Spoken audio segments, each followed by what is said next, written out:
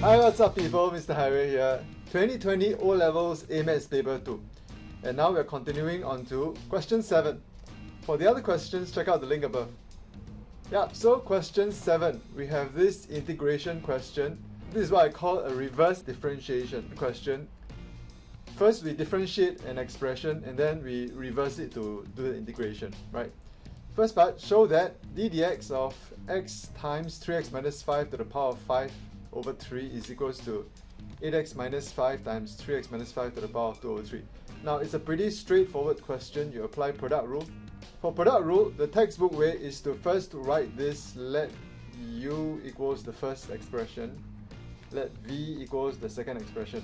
So you have 3x minus 5 to the power of 5 over 3. Following that, we differentiate each expression.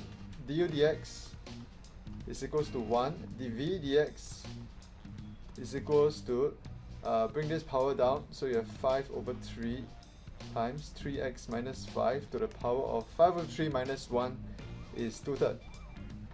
Then we multiply this by the differentiation of the inside. Differentiate 3x minus 5 is 3. So these two cancel off. And you have 5 times 3x minus 5 to the power of 2/3. It depends on your comfort level. So if you feel comfortable to just go straight away to do this, yeah, please go ahead. If you don't, then we let u equals to this, v equals this, then differentiate the first times the second, plus differentiate the second times the first, okay? It doesn't mean that you will always do this 100% of the time, okay? It depends on your comfort level for the question. Certain questions are more difficult. You would want to write let u equals, let v equals. But if the question is relatively easy for you, then you can straight away differentiate like this, okay? So we have 1 times this, we have 3x minus 5 to the power of 5 over 3, plus, so we have this 5 times 3x minus 5 to the power of 2/3 times x. Oh, I did a cancellation here. As always, there's a need to do factorization after this. We factor out the lower power of 3x minus 5, which is 3x minus 5 to the power of 2/3. That's a common factor. So from here, if you factor out 2/3, you're left with 1, which is this one. And then over here, we have 5x. Yeah. So simple enough, we do a bit of simplification. We have this, which is shown. Wow, 5 easy marks. I would say this is a rather straightforward question. It's not complicated. Most students will be able to do this if they are just reasonably prepared. Alright, let's go to part 2.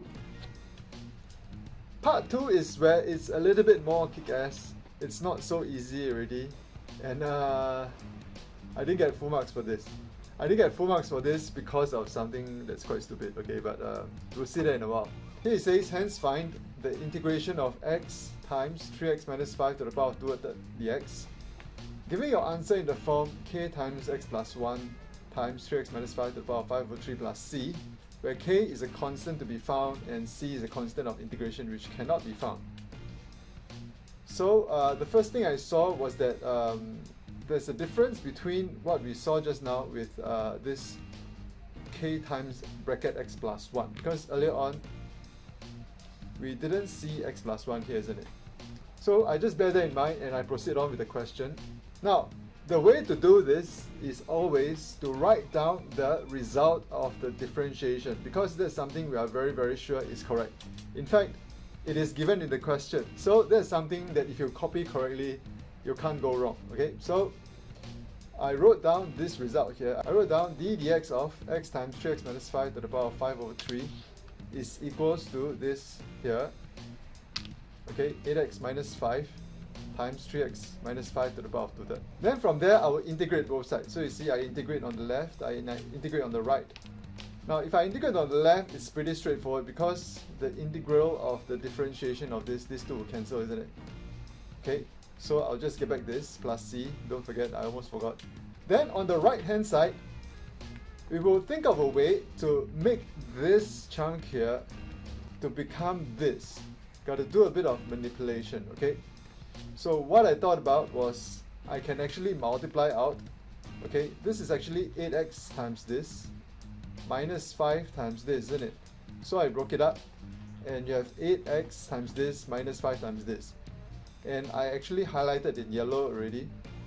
I could see that this part here, 8 times the integration of x times 3x minus 5 to the power of 2/3. That's exactly what I want here, right? 8 times 3x minus 5 to the power of 2/3. And I have the other part over here, which is minus 5 times this. Okay, so I think some of you are not going to get it. So I'm just going to say it again. We have 8x minus 5 here, right? Okay, so this is actually two terms. We do a simple expansion, right? Which means that the first term multiplied by this bracket here, which is 3x minus 5 to the power of 2/3. And we have the second term, which is minus 5 times bracket 3x minus 5 to the power of 2/3. Okay, so that's what we get in over here. Okay, so I trust you get it now. And then I factor out 8 here because we don't want, there's no 8 here, isn't it? So I have to factor it out later. I'm going to do a division. For my next step from here, I brought this across to the other side. So we get this, right? There's supposed to be an 8 here. You see there's 8 here, right? But it's gone because I bring it over and it becomes a divide. So we have what I wrote here. We have integration of x times 3x minus 5 to the power of 2/3 dx is equals to 1/8 times this one bring across. So there's quite a bit of step skipping, okay? Yeah, so you can see that this is over here, which is brought across from this side and then divided by 8. Okay, one more time. So from here to here, right, what happens is I bring this to go across and I bring this term to the right hand side. Okay, so when it goes to the right hand side, it's this one, right, isn't it? And this one becomes this. Okay, and when I bring this across, there's supposed to be an 8 here. See, times 8, isn't it? Then I bring it across to be a divide, which is why I get this 1/8 over here. Yeah, that's about it. Okay, if you are still not sure, take some time to pause the video and just to figure it out. It's not very difficult. Okay, so now we are going to integrate this. What happens here is the 2/3 plus 1, it becomes 5/3. Then we divide by 5/3. When you divide by 5/3, it's the same as multiplying by 3/5. So if you are an A-Math student, you have to have this kind of skill to mentally just process the division by 5/3 to straight away multiply by 3/5, okay? Then that really saves you a lot of time to slowly figure out and writing a lot of steps. The next thing is we have to differentiate this 3x minus 5 inside the bracket to get a 3. We divide by it, it's the same as multiplying by 1/3, right? Yeah, so that's what we have here. And then we can cancel this off, cancel this off. We realize that there's a common factor, 3x minus 5 to the power of 5/3 in these two terms. So we factor it out. Okay, on this first term you have x, on this term there's nothing else but there's a 1. So that's how I get my x plus 1.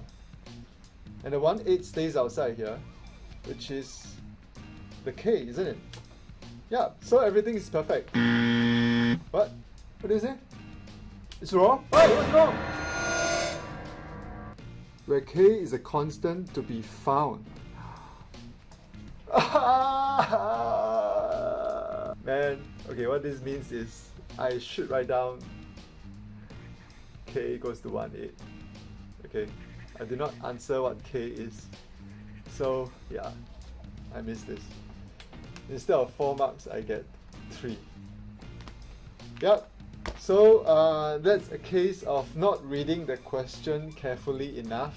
I took note of various things, but this one I missed. K is a constant to be found. If it is to be found, then it's an answer that you need to give account for. You need to say that k is equals to 1/8.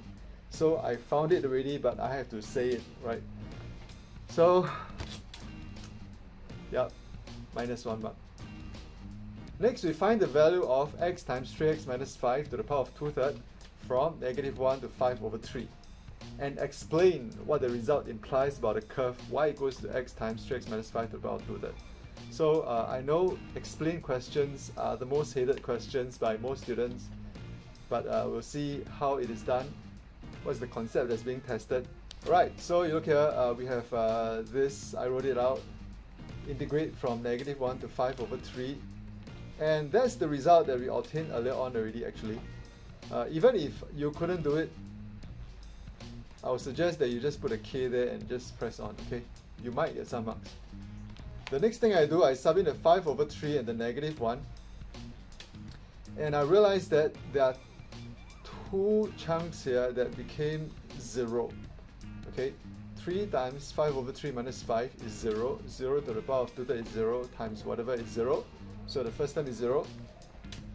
For the second term, if I sub -1, then -1 plus 1 is 0. So both of these two terms are 0 and we get the final result of 0. You have to know that the definite integral gives you the area under the graph. And if the area under the graph is 0 from a range, what does that mean? Well, let's look at a plot of the curve in the graph. Alright, so I plotted a graph on Desmos. You can see that the red one is the curve. And I plotted also x equals to -1 and x equals to 5/3. So these are the two limits. So what happens here is, this is -1 and this is 5/3, alright? So doing the definite integral gets us the area under the graph. We have this chunk here, I'll call it area A and we'll call it area B here. Okay, area A is under the x-axis. So it's actually a negative area, right? Area B is above the x-axis. And so it's a positive area.